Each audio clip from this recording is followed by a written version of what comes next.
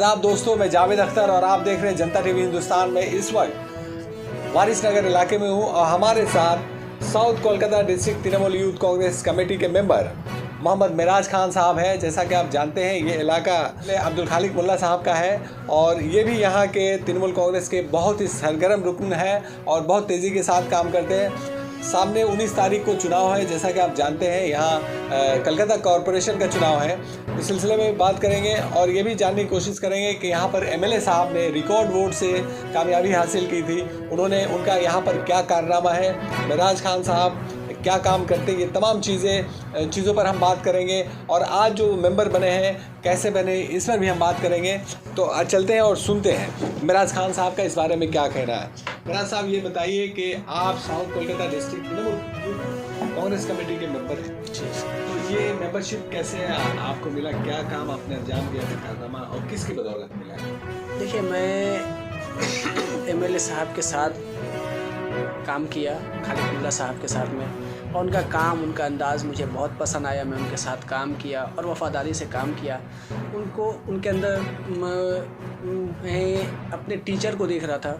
मैं अपने टीचरों से बहुत प्यार था, मुझे बहुत मोहब्बत था, तो मैं इनके अंदर में भी टीचिंग देखा, ना कि मैं किसी राजनेता को देखा। ऐसा कोई बात नहीं। वही सिंपल उनके अंदर में बॉडी लैंग्वेज, वही उनका सिंपल पहनावा।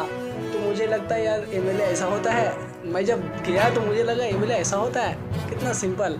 तो ये तो हम लोग की खुशकिस्मती है कि ऐसा एमएलए मिला हम लोग को, क्योंकि और सब जगह पे अगर कोई एमएलए है तो उनसे मिलने के लिए अपॉइंटमेंट लेना पड़ता है, ये लेना पड़ता है, वो लेना पड़ता है। और इनके पास सिंपल ही तरीक़ा से कोई भी जाके अपना बात रख देता है और बात कर लेता है, वो सुन भी लेते हैं, उसका राय भी दे देते, नहीं होता है तो उसको सपोर्ट भी कर देते हैं। तो आम आदमी के लिए बहुत बड़ा सीख और बहुत हम लोग का खुशकिस्मती है, खुशनसीबी है कि हम लोग को 157 में दीदी के माध्यम से, अभिषेक बनर्जी के माध्यम से हम लोग को इतना बेहतरीन एमएलए साहब मिले हैं, जिनमें काफ़ी काबिलियत भी है और काफ़ी इनमें सादगी भी है। अच्छा, ये तो सादगी और सिंपलिसिटी की बात हुई और बहुत ही डाउन टू अर्थ है। कोई भी लोग उनके पास चला जाता है और कोई भी उनको बुला भी सकता है, लगता नहीं है कि वो एमएलए है। तो अच्छा, उनके काम उनके सिलसिले में आपका क्या कहना है? अगर लोग जाते हैं, उनसे काम कराना चाहते हैं और दीगर भी उस बारे में? जी, मैं जब पार्टी पॉलिटिक्स में नहीं था तो मुझे लगता था कि उनका काम क्या है, नहीं है, मुझे नहीं मालूम था। तो मैं भी उस वक्त सवाल कर बैठता था कि मुझे ये, मुझे वो, मुझे ये। लेकिन मैं जाने के बाद पार्टी पॉलिटिक्स में मैं ये बात समझा कि उनका जो काम था उन्होंने बखूबी किया। उन्होंने हमारे 141 नंबर वार्ड में इतना स्पेशलिस्ट हॉस्पिटल करवा दिया है, जिससे आज हम लोग का जो पीजी तक जाना, ठीक है, पॉसिबल नहीं रहता था। बीच में लोग दम तोड़ देते थे। तो आज क्या है कि यहाँ पर सब चीज़ का इंतजामात है।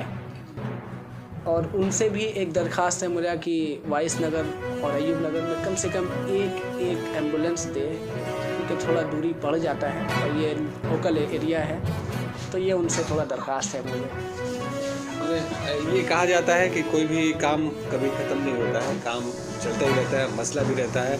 और काउंसलर भी कहा जाता है कि रास्ता है तो रास्ता ख़राब भी होता है, नाला है तो नाला ख़राब भी। तो इस तरह से ये कंटिन्यू प्रोसेस है, चलता रहता है। और खालिक साहब चूँकि एमएलए हैं तो उनको पूरा इलाका देखना पड़ता है, वार्ड वाइज, तो उसके लिए काउंसलर होते हैं। इसके अलावा आप अपनी सरगर्मियों के बारे में बताइए कि पार्टी के लिए आप किस तरह से काम कर रहे हैं इस बारे में? देखिए, मैं तो पार्टी के साथ पूरे दिल से और तहो दिल से काम कर रहा हूँ।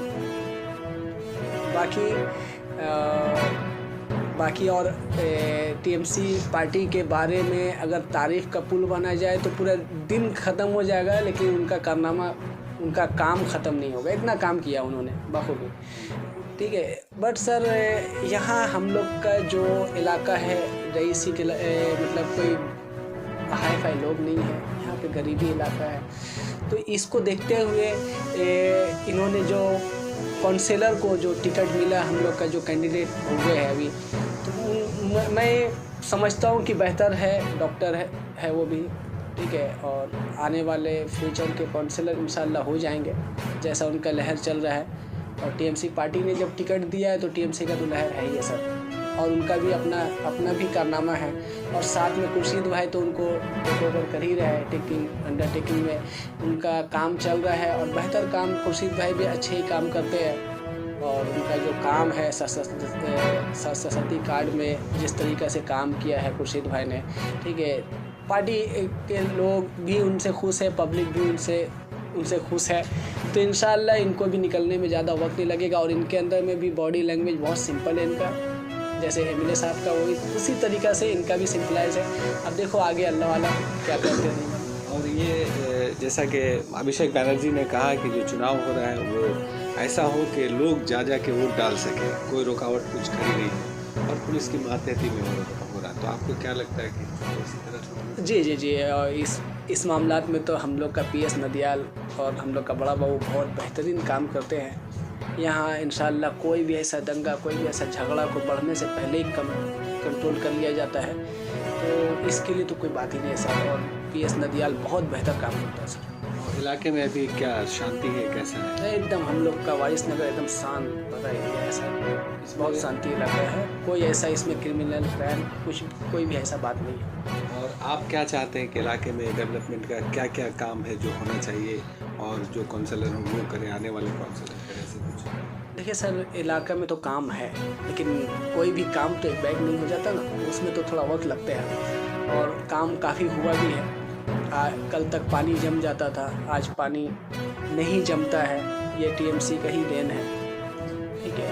और कुछ जो काम है वो थोड़ा तरीका चेंज करे और काम को फास्ट करे तो बेहतर होगा, क्योंकि यहाँ पर गरीब तबका के लोग हैं। इन लोग को कोई कुछ नहीं चाहिए, इन लोग को बस रास्ता में गंदगी जो ये सब साफ़ सफाई बेहतर हो और पानी टाइम पर पहुँचे। थोड़ा जहाँ पाइप का काम बाकी है काम कर दे। तो ऐसी तो ये डॉक्टर है, इंशाल्लाह अगर ये जीतते हैं तो मुझे लगता है कि हम लोग को बोलने का ज़रूरत नहीं है, ये सभी काम करेंगे बेहतर तरीके से।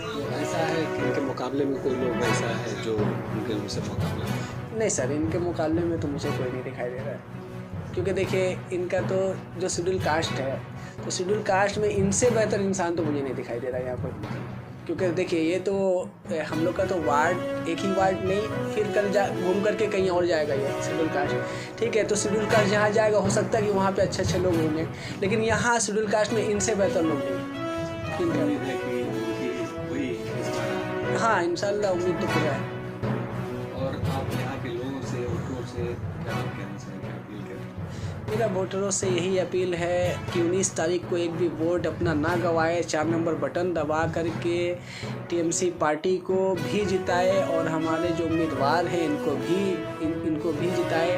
और साथ ही साथ खुर्शीद भाई को भी कामयाब करे, जिन्होंने बहुत मेहनत किया है इस काम में, और उनके साथ वो भी खड़े हैं। हम लोग के रंजीत सिंह साहब भी उनके साथ खड़े हैं, ठीक है। तो सभी का उम्मीद को ये पानी ना फिरने दे, ये पब्लिक से कहना, मेरा आवाम से कहना सर, कि उन लोग के मेहनत को कामयाब करे सर, बस यही मुझे मतलब सर। ममता बनर्जी चाह रही हैं कि 144 सीट में 144 पर ही उनके उम्मीदवार कामयाब हो, और इसकी वजह उनका ये कहना है कि इससे BJP का जो मोरल है वो डाउन होगा, और 2024 का जो चुनाव होगा उस पर इसका असर। सर ये तो BJP का तो मोरल यहाँ से डाउन हो ही रहा है, क्योंकि देखिए ये BJP खाली हिंदू मुसलमान करती है, लेकिन ये एक ऐसा पार्टी है जो माँ माटी और मानुस का बात करता है, और जो बात करता है उस पर रहता भी है सर। क्योंकि वो तो हिंदू करता है, लेकिन हिंदू का ही सब कुछ बेचते जा रहा है ना। और ये तो माँ माटी मानुस की बात करती है, लेकिन ये इंसानियत की पार्टी है और इंसानों को पहचानती है। अगर इंसान को नहीं पहचानती सर, तो मैं बोलता हूँ कि ज्ञान साहब के जैसे इंसान को टिकट नहीं मिलता। 2024 में आप क्या चाहेंगे? एकदम 100% सर। हाँ, जैसे हम लोग का बंगाल का डेवलपमेंट हुआ है, इस तरीके से पूरा इंडिया का होना चाहिए सर। ठीक है ना, बहुत शुक्रिया मोहम्मद मिराज खान साहब। ये थे मिराज खान साहब और हमारे साथ बात कर रहे थे। इन्होंने बहुत खुलकर कहा कि इस बार जो है यहाँ का ही कैंडिडेट को कामयाबी मिलेगी, इसके मुकाबले में कोई नहीं है। इसके अलावा यहाँ के जो एमएलए हैं उनके बारे में भी इनका कहना है कि बहुत ही सिंपल आदमी है, कोई भी उनसे अपनी बात रख सकता है, उनको अपने घर में बुला सकता है, इस तरह से हैं, कोई उनके अंदर घमंड नहीं है और बहुत ही डाउन टू अर्थ है, एकदम नीचे सतह के आदमी है और सभी से मिलते हैं। हालांकि फिरहाद हकीम का कहना है कि इन्होंने जितने मार्जिन से चुनाव जीता था उनके सामने फिरहाद हकीम एकदम बच्चे नज़र आते हैं। बहुत शुक्रिया मिराज खान साहब हमारे साथ बातचीत करने के लिए। दूसरे अपडेट के साथ फिर मिलेंगे, तब तक के लिए धन्यवाद।